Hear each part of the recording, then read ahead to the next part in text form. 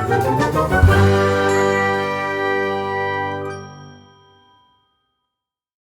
Muters, kembali lagi bersama kita di Konten Selimut. Nah, perkenalkan nama saya Azril Ardana dan teman di sebelah saya Marcelino Mukti Prabowo. Dan pada kesempatan kali ini kita akan membahas tentang kewenangan Mahkamah Pidana Internasional. Nah, sebelumnya kita mau ingetin dulu nih buat teman-teman di rumah tentang konten Selimut UPS sebelumnya. Jadi di konten Selimut sebelumnya kita sudah membahas tentang peradilan militer, yaitu penyidik pada peradilan militer. Nah, betul. Jadi buat teman-teman yang belum nonton konten UPS sebelumnya, langsung aja deh kunjungi channel YouTube UPS UPNVJ. Dan jangan lupa ditonton video serta konten menarik kita lainnya. Terus kali ini kita bakal bahas apa sih, Cyril? Oke, jadi pada video kali ini serial pembahasannya adalah peradilan internasional. Lebih lanjut, kita akan membahas mengenai kewenangan Mahkamah Pidana Internasional. Jadi, untuk mengadili sebuah kejahatan serius yang memerlukan perhatian dari dunia, rasanya belum banyak mampu untuk mengadili suatu kasus. Maka dari itu, lahirlah sebuah lembaga pengadilan internasional yang dikenal dengan International Criminal Court atau disingkat ICC. Nah, Jril, jelasin dong Mahkamah Pidana Internasional itu apa?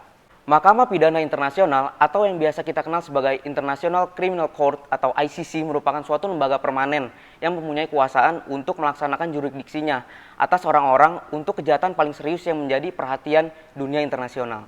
Gue tambahin nih, Jril. Jadi, mahkamah mempunyai status hukum internasional dan juga mempunyai jabatan hukum yang dibutuhkan untuk melaksanakan fungsi-fungsinya dalam memenuhi sebuah tujuan. Nah, dalam Statuta Roma, mahkamah dapat menjalankan fungsi dan kekuasaannya atas wilayah suatu negara pihak dan dengan perjanjian khusus atau wilayah suatu negara. Ngomong-ngomong soal Statuta Roma nih, di dalam pasal 5 ayat 1 Statuta Roma, di situ dijelaskan bahwa Mahkamah Pidana Internasional itu dibatasi dalam beberapa kasus yang termasuk dalam jurisdiksinya. Yang pertama itu ada kejahatan genosida, lalu yang kedua ada kejahatan terhadap hak-hak kemanusiaan, yang ketiga ada kejahatan perang, dan yang terakhir atau yang keempat adalah kejahatan agresi. Menurut pasal 13 Statuta Roma terkait dengan pelaksanaan jurisdiksi, mahkamah dalam melaksanakan jurisdiksinya berkenaan dengan kejahatan yang tercantum dalam pasal 5 apabila kondisinya sebagai berikut. Yang pertama, suatu situasi atau kasusnya di mana satu atau lebih kejahatan yang tampak telah dilakukan itu diteruskan kepada penuntut umum oleh suatu negara pihak sesuai dengan pasal 14. Kedua, suatu situasi atau kasus tersebut di mana satu atau lebih kejahatan yang tampak lebih dilakukan tersebut diteruskan kepada penuntut umum oleh Dewan Keamanan yang bertindak berdasarkan Bab 7 Piagam Perserikatan Bangsa-Bangsa, atau penuntut umum dapat memprakarsai suatu penyelidikan berkenaan dengan kejahatan tersebut sesuai dengan pasal 15. Terdapat beberapa ketentuan atau syarat dapat diterimanya suatu kasus oleh Mahkamah Pidana Internasional. Nah, di situ dicantumkan tuh dalam pasal 17 ayat 1 Statuta Roma. Terdapat beberapa syarat yang menjadi ketetapan mahkamah untuk tidak menerima suatu kasus seperti yang pertama, kasusnya sedang diselidiki atau dituntut oleh suatu negara yang mempunyai jurisdiksi atas kasus tersebut, kecuali kalau negara tersebut tidak bersedia atau benar-benar tidak dapat melakukan sebuah penyelidikan atau tuntutan. 2. Kasusnya telah diselidiki oleh suatu negara yang mempunyai jurisdiksi atas kasus tersebut dan negara itu telah memutuskan untuk tidak menuntut orang yang bersangkutan kecuali kalau keputusan itu timbul dari ketidaksediaan atau ketidakmampuan negara tersebut untuk benar-benar melakukan penuntutan.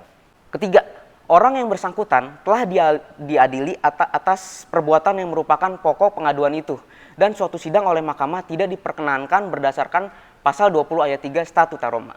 4. Kasusnya tidak cukup gawat untuk membenarkan tindakan lebih lanjut oleh mahkamah. Jadi, kira-kira begitulah mengenai kewenangan Mahkamah Pidana Internasional. Betul banget nih Sel, dan gak kerasa juga nih kita berdua udah nemenin kalian sampai akhirnya di penghujung acara kali ini. Nah, untuk para Muters, kami mengucapkan terima kasih karena sudah mengklik dan menonton video ini. Sebelumnya, kami mohon maaf apabila ada salah kata ataupun penyampaian materi, karena di sini kami juga sedang bersama-sama untuk belajar. Semoga ilmu yang kami sampaikan tadi dapat bermanfaat untuk kita semua. Teruntuk Muters juga nih, jangan lupa ya untuk selalu saksikan konten Selimut UPS selanjutnya dan sebelum-sebelumnya, dan juga konten-konten kita lainnya nih di channel YouTube UPS UPNVJ. Dan jangan lupa selalu saksikan dan juga berikan feedback yang positif seperti like, komen, dan subscribe. Oke, sampai jumpa di konten Selimut selanjutnya. Bye.